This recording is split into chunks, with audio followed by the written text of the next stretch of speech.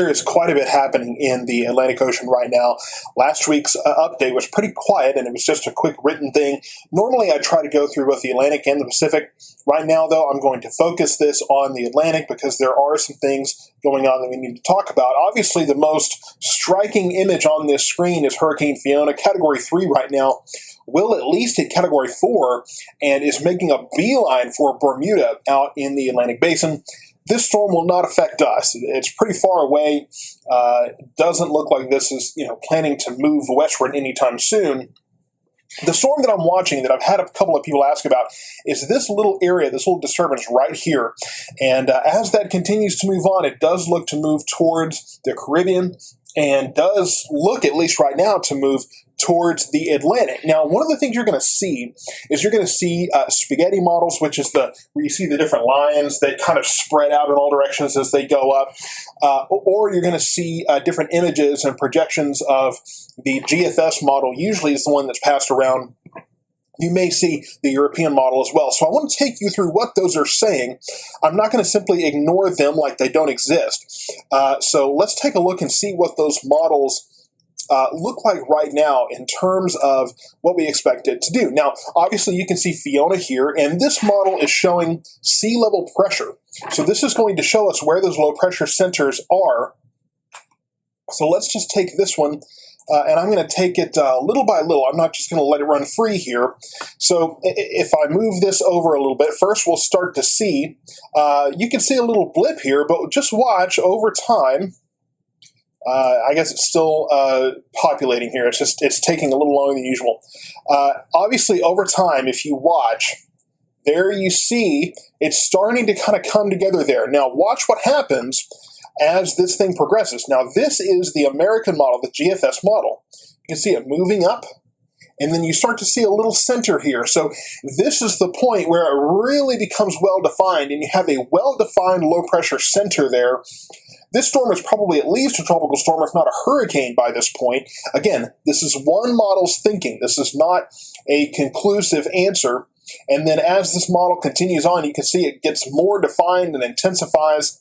And then this model has it intensifying greatly as it approaches the Florida coast there, the northern Florida coast, and then progresses on from there. So that is one model's thinking. That is the GFS, the American model's thinking. Let's contrast that with the European model. Now, the other thing is that there really is not a whole lot of disagreement between these models, which usually you look for that consensus. So let's take a look at what the European model thinks of this system. We'll let that populate here for just a moment.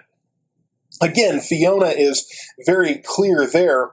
Watch as this continues on. Again, you can see it kind of moving that direction, and then again, you start to see that center developing there, and the European model has it moving again up towards Florida, and then taking a little bit more of a southerly track there, more towards the Tampa area as it moves ashore, and then looks like it could go across Florida, possibly back into the Atlantic and go up the eastern seaboard. So this is two models. And this is, if you look at the date here, we're looking at the 30th of September. This is quite a ways out, okay? So this could very well change. The GFS model just today has already adjusted the track from more of a European model thinking to a little more westward. In fact, both of those have.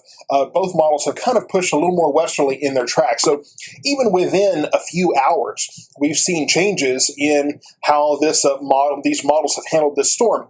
There can and will be adjustments and changes over time. This model could change greatly. Sometimes it depends on other factors, other weather systems throughout different parts of the country, but time will tell. And I want you to understand these models are guesses. Okay, so don't change your forecast or your vacation plans right now based on a model that 10, 11 days out is making a guess. We'll get a better idea of this as the days go on. Unfortunately, nobody wants to plan that close, right? It's just the way it happens. But here in Texas, we know the weather can change quickly. So I will continue to keep an eye on this storm. It's not named yet. But I expect it could very well be named here in the next couple of days, and then we will continue to keep an eye on it as it rides the Caribbean and then arrives somewhere, most likely in the Gulf. There's also a possibility that this storm could take a similar track to Fiona. Several storms that we've had have come up into the Caribbean or even further out and gone to the north and banked off to the northeast. This storm could do the very same thing. So I will keep an eye on this storm for you and bring updates as this new disturbance continues to progress and strengthen, and we get a better idea of what track it will take.